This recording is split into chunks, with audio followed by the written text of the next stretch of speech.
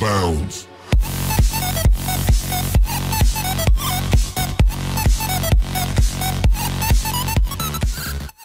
Hello and नमस्ते, welcome to etc online.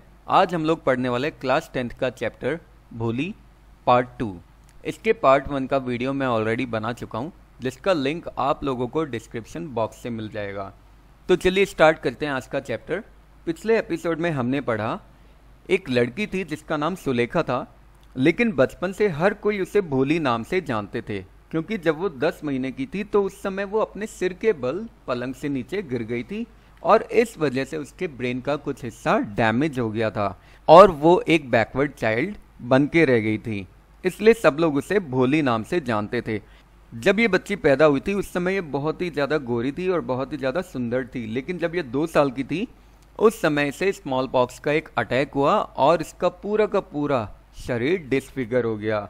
जब भोली 5 साल की हुई तब तक भी ये बोल नहीं पाई थी, लेकिन जब लास्ट में इसने बोलना सीखा तो भी ये स्टैमर करते हुए बोलती थी, यानी हकलाते हुए बोलती थी और दूसरे बच्चे इसका मजाक उड़ाते थे। इस वजह से ये बहुत कम लोगों से बोला करती थी। भोली के फादर का नाम रामलाल था, जिसके 7 बच्चे थे, 3 बेटे थे और 4 बेटियां थी। उनमें भोली सबसे ज़्यादा छोटी थी। डॉटर्स में सबसे बड़ी थी राधा, जिसकी ऑलरेडी शादी हो चुकी थी। सेकंड नंबर की जो बेटी थी जिसका नाम मंगला था, उसकी शादी सेटल्ड हो गई थी। जब उसकी शादी हो गई थी तो रामलाल को अपनी तीसरे नंबर की बेटी यानी चंपा के बारे में सोचना था। ये सारी की सारी लड़कियां दिखने में बहुत ज़्यादा सुंदर थी और इस वजह से उनके लिए हस्बैंड ढूंढने में किसी तरह की कोई प्रॉब्लम नहीं होनी थी। लेकिन रामलाल को भोली के बारे में वास्तव में चिंता थी, क्योंकि वो ना तो दिखने में अच्छी थी और ना ही उसमें दिमाग था। जब मंगला की शादी हुई उस समय भोली 7 साल की थी और उसी समय उनके गांव में एक गर्ल्स के लिए प्राइमरी स्कूल खोला जाता है। तहसीलदार साहिब आते हैं उसकी ओपनिंग सेरेमनी के लिए और रामलाल को बोलते हैं कि रामलाल जी, आप रेवेन्यू ऑफिशियल होने के नाते इस गांव में गवर्नमेंट के रिप्रेजेंटेटिव भी है, तो आपको गांव वालों के लिए एक एग्जाम्पल सेट करना पड़ेगा। एक काम करो, आप भोली को स्कूल भेज दो। अब रामलाल में इतनी हिम्मत तो थी नहीं कि वो तहसीलदार साहिब को डिसओबे कर सके। रात को जब वो अपनी वाइफ से कंसल्ट करता है इस बारे में तो उसकी वाइफ बोलती है, क्या आप पागल हो गए जो बेटियों को स्कूल भेजोगे? अगर बेटियों को हमने स्कूल भेजा तो उनसे शादी कौन करेगा? अब रामलाल बहुत ज़्यादा परेशान हो जाता है तो उसकी वाइफ बोलती है, एक काम करते हैं, भोली को स्कूल भेज देते हैं, क्योंकि वैसे भी उसकी शादी होने के चांसेस तो कम है, ना तो वो अच्छी दिखती है और ना ही उसमें दिमाग है। अगले दिन रामलाल भोली को हाथ पकड़ के स्कूल ले जाने लगता है, लेकिन भोली को तो पता ही नहीं होता कि एक स्कूल क्या होता है, तो वो डर जाती है, क्योंकि उसे याद आता है कि कुछ दिनों पहले उनकी बूढ़ी गाय जिसका नाम लक्ष्मी था उसे भी ऐसे घर से बाहर निकाला गया था और बाहर निकाल के बेच दिया गया था। तो वो बेचारी डर के कारण अपना हाथ छुड़ा लेती है। उसके फादर उसके ऊपर चिल्लाते हुए बोलते हैं, बेवकूफ़ लड़की, क्या प्रॉब्लम है तुम्हारे साथ? मैं तो सिर्फ तुम्हें स्कूल लेकर जा रहा हूँ। फिर रामलाल अपनी वाइफ को बोलता है, एक काम करो, इसे अच्छे कपड़े पहना दो, अदरवाइज स्कूल टीचर्स और स्कूल गर्ल्स जब इसे देखेंगी तो वो हमारे बारे में क्या सोचेगी। अब भोली के लिए आज से पहले कभी भी नए कपड़े नहीं बने थे, ना ही कोई भोली की परवाह किया करता था, लेकिन आज तो भोली को नहलाया भी गया, उसके बालों में भी तेल लगाया गया और उसे एक साफ सुथरी ड्रेस भी दी गई थी जो वास्तव में चंपा की थी, लेकिन काफ़ी बार धोने के कारण वो छोटी हो चुकी थी। तब जाके भोली को यकीन आता है कि मुझे कोई अच्छी जगह पे लेकर जा रहे हैं। रामलाल भोली को लेकर जाता है स्कूल में और हेड मिस्ट्रेस को हैंड ओवर करके वापस आ जाता है। भोली बेचारी वहाँ इधर उधर देख रही होती है, दीवार पे लगी हुई जो पिक्चर्स थी वो उसको फैसिनेट कर रही होती है, वो उसको आकर्षित कर रही होती है। टीचर कुछ बोल रही थी लेकिन भोली को तो समझ ही नहीं आ रहा था, क्योंकि उसको तो पता ही नहीं था कि स्कूल क्या होता है और वो कैसा दिखाई देता है। थोड़ी देर बाद में भोली नोटिस करती है कि टीचर उसके पास में आकर खड़ी हो गई और उसकी तरफ स्माइल पास कर रही है। टीचर उससे पूछती है, बेटा तुम्हारा नाम क्या है? टीचर की आवाज़ भोली को इतनी प्यारी और इतनी राहत भरी लगती है कि अपनी पूरी लाइफ में उसने इतनी मीठी आवाज़ कभी सुनी नहीं थी। भोली बोलने की कोशिश करती है अपनी हकलाती हुई आवाज़ में, भव भव, लेकिन वो पूरा बोल ही नहीं पाती। टीचर उसे एनकरेज करती है बोलने के लिए और लास्ट में भोली हकलाती हुई आवाज़ में अपना पूरा नाम बोल ही देती है। टीचर बोलती है, बहुत बढ़िया, इसी तरह से अपने मन से हर तरह का डर बाहर निकाल दो, फिर तुम वास्तव में हर किसी नॉर्मल इंसान की तरह बोल पाओगी। भोली ऊपर देखती है जैसे आंखों ही आंखों में पूछ रही हो, क्या वास्तव में? टीचर बोलती है, हाँ हाँ, सिर्फ तुम्हें रोजाना स्कूल आना पड़ेगा, तुम आओगी? भोली अपना सिर हिला देती है। टीचर बोलती है, नहीं नहीं, मुझे मुंह से बोलकर बताओ। भोली बोलने की कोशिश करती है और लास्ट में यस बोल देती है और खुद भी इतना राहत भरा महसूस करती है कि जैसे उसके लिए ये बहुत बड़ा अचीवमेंट हो। टीचर बोलती है, देखा मैंने तुम्हें बताया था ना, अब ये बुक लो, 1 महीने में तुम इस बुक को पूरा पढ़ पाओगी और उसके बाद मैं तुम्हें इससे बड़ी बुक दूंगी, फिर उससे भी जब तुम पढ़ लोगी तो मैं तुम्हें और भी बड़ी बुक दूंगी, फिर थोड़े समय में तुम इस गांव में सबसे ज़्यादा विद्वान बन जाओगी और कोई भी तुम्हारी तरफ देखकर हंसेगा नहीं और तुम्हारा मजाक भी नहीं उड़ाएगा और फिर तुम बिना स्टैमर किए बोल पाओगी। अब घर पे जाओ और कल सुबह स्कूल वापस आ जाना। भोली को अचानक ऐसा लगता है जैसे गांव के मंदिर की सारी घंटियां बज रही है। स्कूल के सामने वाले जो ट्रीज हैं उन पे बड़े बड़े लाल कलर के फ्लावर्स ब्लॉसम कर रहे हैं और उसका दिल एक नई उम्मीद से धड़कने लग जाता है। यहाँ तक हमने पढ़ा था पिछले एपिसोड में, अब आगे। इस तरह से कई साल बीत जाते हैं। छोटा सा जो गांव था वो अब एक स्मॉल टाउन बन चुका था। छोटी सी प्राइमरी स्कूल अब एक हाई स्कूल बन चुकी थी और टीन शेड के नीचे अब एक सिनेमा भी खुल चुका था और एक कॉटन जिनिंग मिल भी उस गांव में खुल चुकी थी। मेल ट्रेन अब रेलवे स्टेशन पर आकर रुकने भी लग गई थी। एक रात डिनर के बाद में रामलाल अपनी वाइफ से बोलता है, तो क्या मुझे बिशंबर का प्रपोजल स्वीकार कर लेना चाहिए? प्रपोजल मतलब होता है प्रस्ताव। रामलाल की वाइफ बोलती है, हाँ हाँ बिल्कुल बिल्कुल, भोली तो बहुत ज़्यादा लकी है कि उसे एक इतना अमीर दूल्हा मिल रहा है। वेल टू डू यानी अमीर, ब्राइड ग्रूम यानी दूल्हा। एक बड़ी दुकान है उसके पास, एक बड़ा घर है उसका खुद का और मैंने तो सुना है कि उसके बैंक में कुछ 1000 रुपीज़ भी है। सबसे बड़ी बात, वो हमसे डॉरी भी तो नहीं ले रहा। डॉरी का मतलब होता है दहेज। रामलाल अपनी वाइफ को बोलता है, वो सब तो ठीक है लेकिन तुम्हें तो पता है कि वो इतना ज़्यादा जवान भी तो नहीं है, इतना ज़्यादा यंग भी तो नहीं है, वो तो लगभग मेरी सी एज का है और वो लंगड़ाता भी है। लिम्प यानी होता है लंगड़ाना। सबसे बड़ी बात, उसकी फर्स्ट वाइफ के जो चिल्ड्रन हैं वो भी काफ़ी बड़े हो चुके हैं, यानी वो भी एज में काफ़ी ज़्यादा बड़े हैं। तो इससे क्या फ़र्क पड़ता है? रामलाल की वाइफ रिप्लाई करती है, 45 या 50 ये तो आदमियों के लिए कोई बड़ी एज नहीं होती। हम लोग तो बहुत ज़्यादा लकी है कि वो एक दूसरे गांव से है और भोली के पॉकमार्क्स के बारे में और उसके लैक ऑफ सेंस यानी समझ की कमी यानी दिमाग की कमी के बारे में कुछ भी नहीं जानता है। अगर हमने इस प्रपोजल को एक्सेप्ट नहीं किया तो वो अपनी पूरी लाइफ अनमैरिड ही रह जाएगी। रामलाल बोलता है, हाँ वो सब तो ठीक है लेकिन मैं तो ये सोच रहा हूँ कि भोली इस बारे में क्या बोलेगी। रामलाल की वाइफ बोलती है, वो बेवकूफ़ क्या बोलेगी? विटलेस यानी होता है बेवकूफ़, वो तो एक गूंगी गाय की तरह है। डम्ब यानी गूंगी। रामलाल बड़बड़ाते हुए बोलता है, हो सकता है शायद तुम सही बोल रही हो। मटर्ड यानी बड़बड़ाते हुए। आंगन के दूसरे कॉर्नर में भोली एक चारपाई पर लेटी हुई थी और अपने पेरेंट्स की कॉन्वर्सेशन को सुन रही थी। विस्पर्ड यानी फुसफुसाहट, फुसफुसाती हुई बातचीत को सुन रही थी। कॉन्वर्सेशन यानी बातचीत। बिशंबर नाथ एक अमीर ग्रॉसर था। ग्रॉसर यानी दुकानदार। वो अपनी शादी के लिए अपने बहुत सारे फ्रेंड्स और बहुत सारे रिलेटिव्स के साथ में आया था। एक ब्रास बैंड, ब्रास यानी होता है पीतल, एक ब्रास का बैंड एक पॉपुलर ट्यून बजा रहा था किसी एक इंडियन फिल्म की और उस पूरे प्रोसेशन के आगे आगे चल रहा था। प्रोसेशन यानी होता है जुलूस, यानी बारात के आगे आगे एक ब्रास का बैंड चल रहा था जो किसी एक इंडियन फिल्म की पॉपुलर ट्यून बजा रहा था। पीछे पीछे एक सजे हुए घोड़े के ऊपर दूल्हा आ रहा था। रामलाल बहुत ज़्यादा खुश हो जाता है इतनी ज़्यादा शान और शौकत को देखकर। ओवरजॉयड यानी बहुत ज़्यादा खुश, पॉम्प एंड स्प्लेंडर यानी शान और शौकत। उसने कभी भी अपने सपने में भी नहीं सोचा था कि उसके चौथे नंबर की जो बेटी है उसकी इतनी शानदार शादी होगी।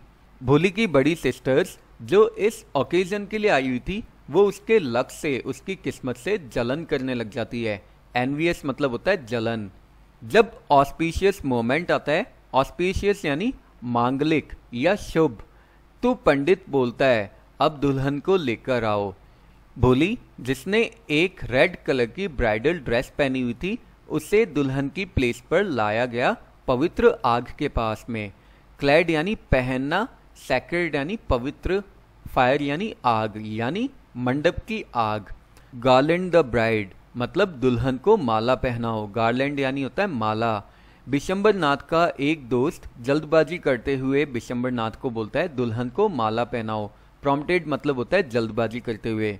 दूल्हा मैरीगोल्ड के पीले फूलों की माला को उठाता है। एक औरत आती है और दुल्हन के चेहरे से घूंघट को पीछे खींच देती है। वेल यानी होता है घूंघट। बिशंबर दुल्हन की एक झलक देखता है, ग्लैंस यानी झलक, और माला उसके हाथों में अटकी हुई रह जाती है। पॉइज्ड मतलब होता है अटक जाना।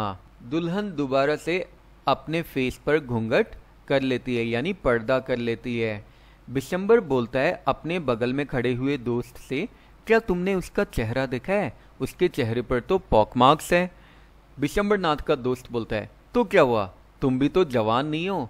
बिशंबर नाथ बोलता है कुछ भी हो, लेकिन अगर मुझे इस लड़की से शादी करनी है तो इसके फादर को मुझे 5,000 रुपये देने पड़ेंगे। रामलाल जाता है और अपनी टर्बन यानी होता है पगड़ी, अपना ऑनर यानी सम्मान बिशंबर नाथ के चरणों में रख देता है, पैरों में रख देता है और बोलता है कि हमें ह्यूमिलिएट मत करो। ह्यूमिलिएट यानी होता है अपमानित या फिर बेइज्जत करना। 2,000 रुपये ले लो। बिशंबर नाथ बोलता है नहीं, 5,000 रुपये मुझे चाहिए, नहीं तो हम लोग वापस चले जाएंगे। अपनी बेटी अपने पास रखो। रामलाल बोलता है थोड़े तो दयालु बनो, कंसिडरेट यानी दयालु। अगर तुम वापस चले जाओगे तो मैं पूरे गांव में कभी भी अपना चेहरा नहीं दिखा पाऊंगा। बिशंबर नाथ बोलता है तो फिर निकालो 5,000 रुपये। रामलाल के चेहरे से आंसू टपकने लग जाते हैं। रामलाल अंदर जाता है, अलमारी खोलता है और नोट्स को काउंट करने लग जाता है और पैसों का बंडल लाकर दूल्हे के चरणों में रख देता है यानी दूल्हे के कदमों में रख देता है। बिशंबर नाथ के लालची चेहरे के ऊपर एक विजयी मुस्कान आ जाती है। ट्रायम्फेंट यानी विजयी यानी जीत वाली। उसने तो सिर्फ गैम्बल किया था और जीत भी गया था। गैम्बल यानी जुआ खेलना। फिर वो बोलता है अब मुझे माला दो। एक बार दोबारा दुल्हन के फेस से घूंघट को पीछे खींचा जाता है, लेकिन इस बार दुल्हन की नजरें नीचे नहीं देख रही थी, डाउनकास्ट यानी नीचे की तरफ। दुल्हन की नजरें ऊपर देख रही थी, सीधे अपने होने वाले हस्बैंड की तरफ। प्रोस्पेक्टिव मतलब होता है होने वाला। और उसकी आंखों में ना ही तो गुस्सा था ना ही नफरत थी, सिर्फ एक तिरस्कार का भाव था। कंटेम्प्ट यानी होता है तिरस्कार।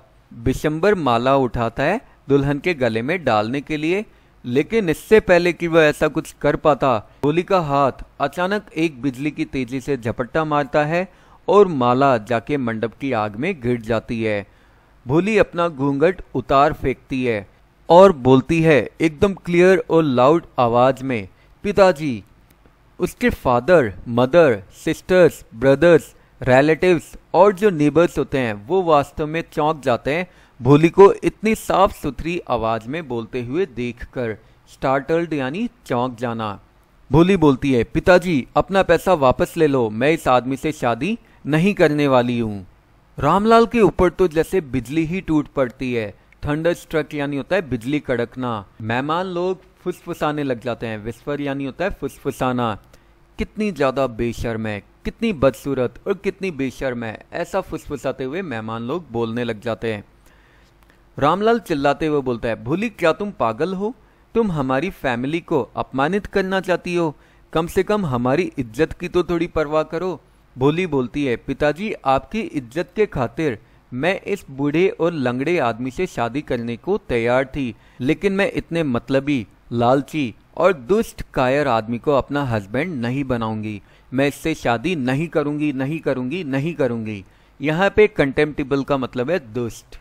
एक बूढ़ी औरत बोलती है कितनी बेशर्म लड़की है, हमने तो सोचा था कि ये हार्मलेस डम काऊ की तरह है। हार्मलेस यानी किसी को नुकसान ना पहुंचाने वाली, डम यानी गूंगी। भोली वायलेंटली उस बूढ़ी औरत की तरफ घूमती है और बोलती है हाँ आंटी, आपने एकदम सही बोला है। आपने तो सोचा था कि मैं एक गूंगी गाय हूँ, इसलिए आप मुझे इस हार्टलेस क्रिएचर को सौंप देना चाहते थे। हार्टलेस यानी निर्दयी, क्रिएचर यानी प्राणी। लेकिन अब ये गूंगी गाय, अब ये हकलाती हुई बेवकूफ लड़की बोल रही है। क्या और कुछ सुनना है आपको? बिशंबर नाथ जो ग्रोसर था वो वापस जाने लग जाता है अपनी पार्टी के साथ, और बैंड्समैन यानी जो बैंड बाजे वाले होते हैं वो बेचारे कंफ्यूज हो जाते हैं। उन्हें लगता है कि शायद ये सेरेमनी का एंड है, यानी ये विदाई समारोह है, और इसलिए वो विदाई का एक गाना बजाने लग जाते हैं। रामलाल अभी भी जमीन से चिपका हुआ खड़ा था, यानी एकदम जड़वत होके खड़ा हुआ था। उसका सिर नीचे की तरफ झुका हुआ था, दुख और शर्म के कारण। ग्रीफ यानी होता है दुख, शेम यानी शर्म। पवित्र आग की लपटें भी धीरे धीरे बुझने लग जाती है। हर कोई जा चुका था। रामलाल भोले की तरफ घूमता है और बोलता है, लेकिन बेटा अब तुम्हारा क्या होगा? अब तुमसे कोई भी शादी नहीं करेगा, अब हम तुम्हारा क्या करेंगे?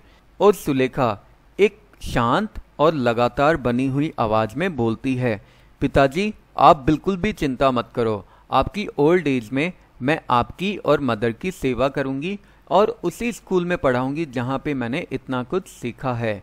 सही है ना मैम? भोली अपनी मैम से बोलती है, यानी सुलेखा अपनी मैम से बोलती है। टीचर जो वास्तव में एक कॉर्नर में खड़ी हुई थी और अभी तक इस पूरे ड्रामा को देख रही थी, वो बोलती है, हाँ भोली ऑफ कोर्स, वो रिप्लाई करती है टीचर। और टीचर की हंसती हुई आंखों में एक गहरा सेटिस्फैक्शन होता है। सेटिस्फैक्शन यानी संतुष्टि का भाव होता है। बिल्कुल वैसा ही सेटिस्फैक्शन होता है जैसा एक आर्टिस्ट तब फील करता है जब वो अपना मास्टरपीस बना लेता है। मास्टरपीस यानी बहुत शानदार कलाकृति। तो इसी के साथ ये स्टोरी एंड हो जाती है। तो इस चैप्टर से हमें ये मैसेज मिलता है कि अगर हम किसी भी काम को लगन से और मेहनत से करें तो हमारे लिए कुछ भी इम्पॉसिबल नहीं है। हम लोग किसी भी इम्पॉसिबल दिखने वाले काम को पॉसिबल बना सकते हैं। आई होप आप लोगों को ये वीडियो अच्छा लगा है। अगर वीडियो अच्छा लगा है तो इसी तरह के और मज़ेदार और इंटरेस्टिंग वीडियोस के लिए बने रहिए ईटीसी ऑनलाइन के साथ। नेक्स्ट वीडियोस तक के लिए have a good day, take care, bye bye, thank you.